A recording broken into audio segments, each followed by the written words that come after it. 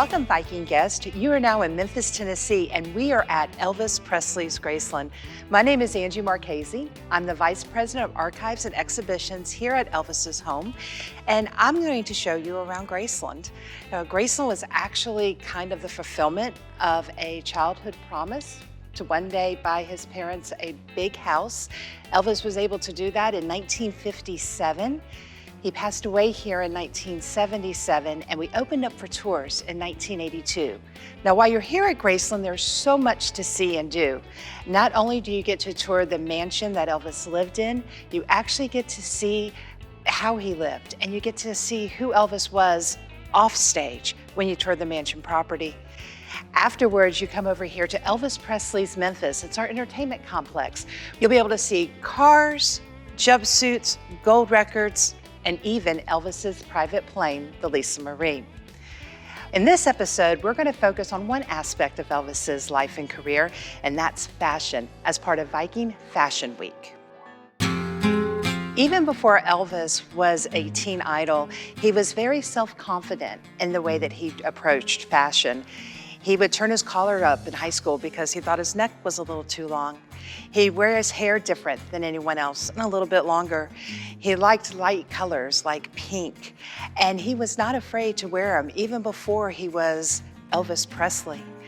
Now, when Elvis did become famous, it was that sense of style that skyrocketed him and made him different from the rest. Not only was his stage fashion at the time edgy, contemporary, but it also was influential. Before influencers were a thing, Elvis was influencing everything from the way people wore their hair, the way they walked, the way they wore their shirts, and even the way that they chose their color patterns. Now let's talk about some of Elvis's most iconic looks. We're going to start in the 1950s with the famous gold lame suit. It was custom made by Nudies of Hollywood, and Elvis wore it on stage several times. However, he only wore it once in its entirety, as it was extremely hot to wear on stage. Normally, Elvis would wear the gold jacket paired with a black pair of trousers. He enjoyed watching the flash of the jacket as he moved on stage. And it also became kind of a marketing gimmick for Colonel Parker. If Elvis was performing in your hometown, it would cost the venue one amount, but if the gold suit was involved, the gold suit had its own price, and it would arrive day of show by armored car, which drew up press, which drew up ticket sales. Thank you. Thank you. But who could forget the 1968 comeback special?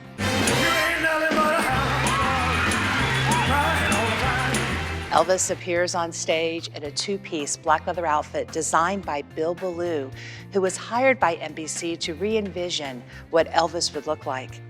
Bill was the one that came up with the black leather outfit idea.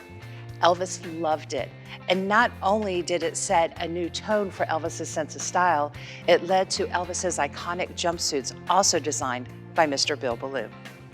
So in 1969, when Elvis signed his contract to perform at the International Hotel in Las Vegas, Elvis became the first artist to set up what we now know as a residency. He started with a two-piece outfit. It was modeled after his karate gi, a long tunic with a straight pair of pants. The problem was Elvis moved too much on stage and would often rip the seat of the pants. So in 1970, Elvis's designer, Bill Ballou, came up with the idea of let's merge these two pieces and create the one-piece jumpsuit. Our very first jumpsuit that Elvis wears on stage is on display here in the Dressed to Rock exhibition. And it actually has two zippers, one for the bottom of the jumpsuit and one for the top. The next one involved to have only one zipper, and that would stay that same way throughout Elvis's entire career. The jumpsuits are made of wool gabardine. They're lined in silk, which made them very heavy and hot on stage.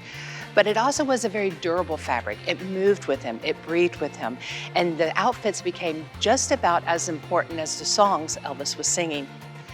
In the early 70s, the jumpsuits were very plainly styled with French macrame. You had beading, you had brocade collars, and then the capes came along and those big belts. Elvis started wearing those around late 1971 and would wear those two pieces together through 1974. The capes and the jumpsuits also became very elaborate in style, each taking on their own personality and also getting their own nicknames. Everything from the firework to the lion suit to even the purple owl.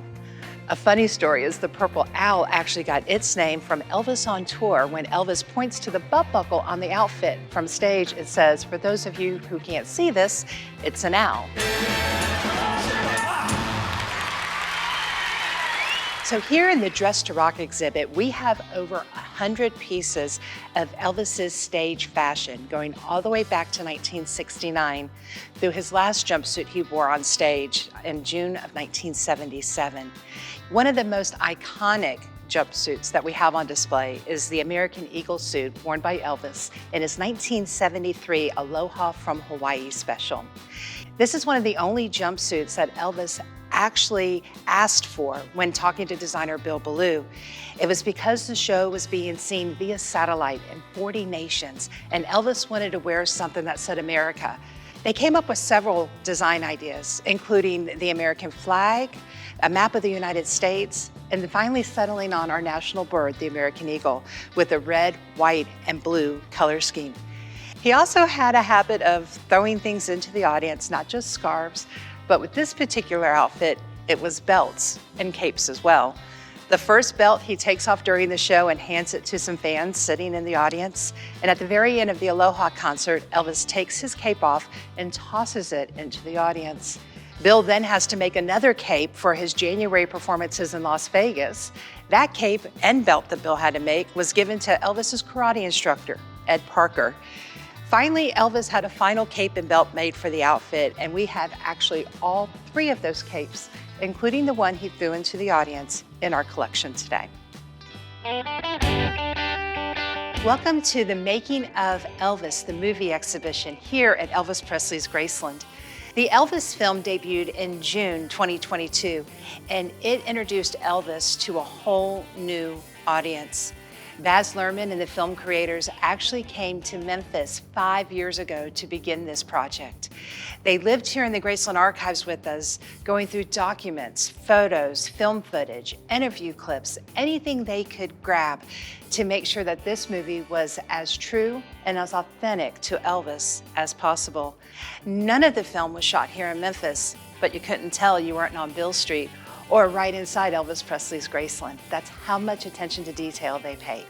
Along with Baz Luhrmann, the movie featured Oscar-winning costume designer Catherine Martin. Her and her team brought Elvis's fashion to the big screen, featuring Austin in over 90 outfits, ranging everything from the first outfits Elvis wore on stage in the 50s, through the iconic jumpsuits, and of course, the black leather suit.